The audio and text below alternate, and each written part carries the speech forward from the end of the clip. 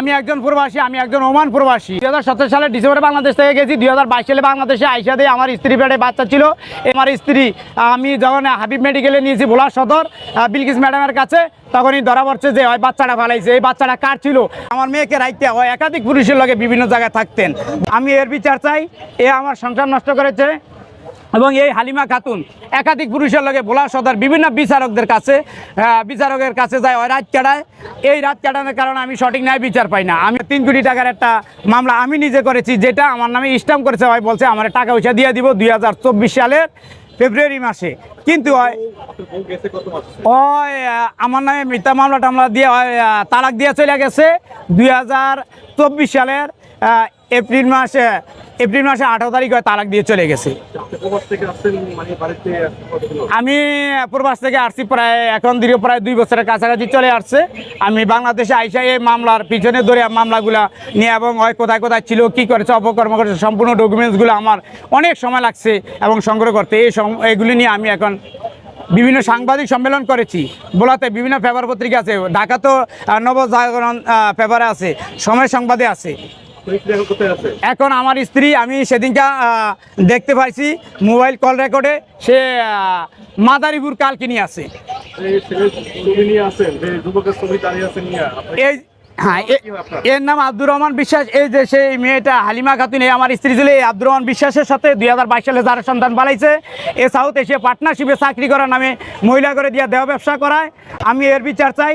এ আমার সংসার নষ্ট করেছে এবং এই হালিমা খাতুন একাধিক পুরুষের লগে ভোলা সদর বিভিন্ন বিচারকের কাছে যায় ওই রাত কাটায়। এই রাত কাটানোর কারণে আমি সঠিক ন্যায় বিচার পাই না। আমি ভোলা সদর থানায় সিআইডি, ডিবি এবং সেনাবাহিনী বিভিন্ন প্রশাসকের কাছে আমি এই সঠিক বিচারটা চাই। এবং ভোলা জেলায় আমিও 2-3টা মামলা করেছি। আমি জায়গা জমিন ওর বাপের নামে মান্নায় ভাই নামে রয়েছে, সেই জমিনের মামলা করেছি। মামলাটা রায়টা আমার পক্ষে আইসে, আমাকে উচ্চ আদালতে মামলা করার জন্য বলছে। এখন সে নাকি আবার আমার নামে ওর বাপের নামে মান্নায় ভাই নামে জমিন আছে, দলিল নিয়েছে বলেই সে আবার আমার নামে আরেকটা জমিনের মামলা দিয়েছে। জি না, এখন ও 6-7 মাস করার পরে এখন পলাতক অবস্থায় আছে। ও বলতেছে আমি ওরে বিয়ে করি না, আমার লগে ছিলই বিদায় আমি ওরে রাখছি। হ্যাঁ, টাকা পয়সা খাইছে, সবকিছু করছে। আব্দুর রহমান বিশ্বাস ডকুমেন্টস আছে, সবকিছু আছে।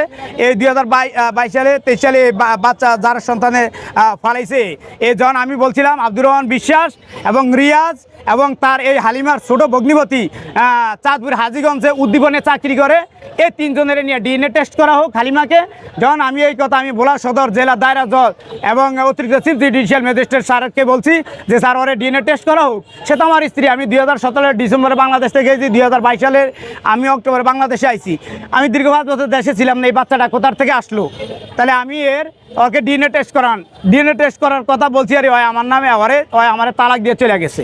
এখন আমি আমার টাকা পয়সার এবং জায়গা জমি সোনা গয়না ওমান থেকে আমি 20 ভরির উপরে স্বর্ণ নিয়েছি।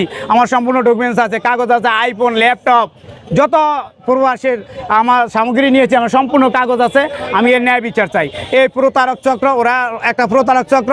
এই হালিমা তার আপন চাচাকে দর্শন মামলা দিয়া দুনিয়াতে শেষ করছে। এই কেন? এই আব্দুর রহমান বিশ্বাস রিয়াজ রাত 12টা-1টা বাজলে এই হালিমার ঘরে যাইতো। তখন ওর চাচা বলতো যে হালিমা তোর জামাই থাকে ওমানে, তোর ভাই মা থাকে ঢাকা, তুই কেন এই রাত 12টা-1টা দিয়ে লোক আইয়ে ফজর আজান দিলে তারা চলে যায়। এই জন্য ধরতে দেখি ওর আপন চাচা তার ছোট চাচার নামে পর্যন্ত এই সেই হালিমা খাতুন। তার বাবাকে হ্যাঁ ভাই আমি দেখে বিয়ে বলছি। তখন আমার ডিগ্রি কমপ্লিট হয়েছিল, তখন ইন্টার কমপ্লিট করছিল আলতাজুর রহমান কলেজ দিয়া। তারপরে ওরে ইন্টার পাস করার পরে আমি ওরে বাংলা নিয়ে অনার্স করাইছি ভোলা মহিলা কলেজ দিয়া, বাংলা অনার্স করাইছি ভোলা কলেজ দিয়া, মাস্টার্সও করাইছি ভোলা কলেজ দিয়া। তারপরে বলছে এলএলবি করবো স্যার। আমি ভাই এলএলবিও পর্যন্ত তারে করাইতে, যে 17 বছর বিয়ে করছি, এখন পর্যন্ত তার পড়ালেখা করাইতেছি, করুক, সমস্যা নেই। কিন্তু আমার একটা মেয়ের নাম নিশাত হাবিবা। তার বয়স 15 থেকে 16 বছর হয়ে গেছে এবং সে এখন বর্তমানে রেসিডেন্স ক্যাডেট মাদ্রাসায় পড়ালেখা করে। আমার মেয়েকে রাখতে হয় একাধিক পুরুষের লগে বিভিন্ন জায়গায় থাকতেন। ভোলা সদরে সবাই চিনে এই হালিমাকে। ওর বাবা একটা প্রতারক। ওর বাবা ভোলা সদর মণিবাবুকে দোকানে কুলিগিরি করেছে। এই কুলিগিরি করে ওর বাবা সেখান থেকে চুরি দেয়, সেখান থেকে ভাড়াই দিছে। তারপরে ওর বাবা বলা পুলিশের উত্তর মাথায় একটা চার দোকান করতো, ফুয়া ব্যস্ত এবং এই আটা রুডিওগল ব্যস্ত। সেখানে এক মহিলার লগে লুচ্চামি করে ধরা খায়া সেখান থেকে ওর বাপের পিটানের পরে ওর বাপে ঢাকাইছি। ঢাকায়া বিএনপি বাজার এই কাশেম সারওয়ানের বস্তির অপোজিটে থাকে। এখানেও আইসা 2021 সালে করোনার ভিতর ওর বাবা এক উত্তরবঙ্গের মহিলার লগে ন্যাক্কারজনক কাজ করছে, লুচ্চামি করে ধরা খাইছে। ওর বাপের নাম আব্বা, সে টিকা কাবাবের দোকান করে। সে ঢাকা কলেজের সামনে ছিল, সেখান থেকেও মাইদুর খায় আয়া পড়ছে, পরে আবার ঢাকাতে এখন বর্তমানে ঢাকা মোহাম্মদপুরের এরিয়া এখানে কোথায় একটা টিকার দোকান করে।